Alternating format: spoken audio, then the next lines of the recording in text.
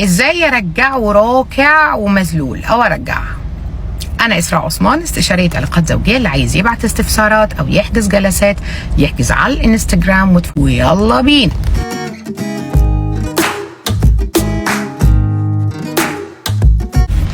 مبدئيا كده الكلام اللي انا هقوله في الفيديو ده شرير جدا، والكلام اللي انا هقوله ده انا لا انصح ان انتوا تعملوه، لكن انا اتسالت السؤال ده فوق الخيال لدرجه اني انا بقوله في الفيديو ده عشان تعرفوا لو اتعملت فيكم الحركه دي ما يضحكش عليكم، وعشان من عرف لغه قوم امن شرهم.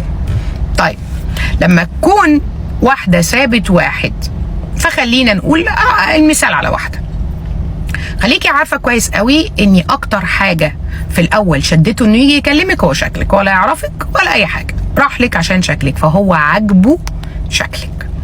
فبالتالي اول حاجه تعمليها ان انت لما تختفي شهرين على الاقل 3 شهور شكلك يتغير للاحلى.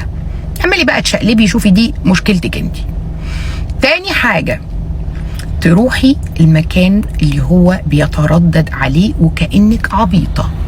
بعد 3 شهور هو مش هيقول ان انت تتحركشي فيه، وبعد 3 شهور هيقول انها صدفة. شهرين، شهر ونص، فهتروحي المكان ده وتكوني فيه كامل أناقتك وجمالك. لما هو هيشوفك في المكان ده هيحاول يظهر قدامك تحت أي شكل من الأشكال، يحاول يبان لك كده. ليه؟ لان هو مهما كان حتى لو سايبك وقال لك انا مش بحبك وعمري ما هعبرك، اما هيشوفك من بعيد وهو معاكي اكيد اتخيلك، اكيد الرغبه جواه اتحركت ناحيتك، حتى لو ما كانش بيحبك فهو اكيد كان عنده رغبه تجاهك. فلما هيشوفك هيستعيد الرغبه دي، واكتر حاجه هتخليه يتحرك ويكلمك هي الرغبه، بس اللي هيمنعه حاجه، كرامته، خوفه من رد فعلك. فانت هنا هتعملي تاني حاجه، هتديله الاشاره الخضراء، هتبصي له من بعيد وتضحكي، او انت ماشيه كده ما تجاهليهوش، لا بالعكس، ازيك، اخبارك، عامل ايه، والله لونج تايم، انت وحشني جدا، تمام، يلا باي باي.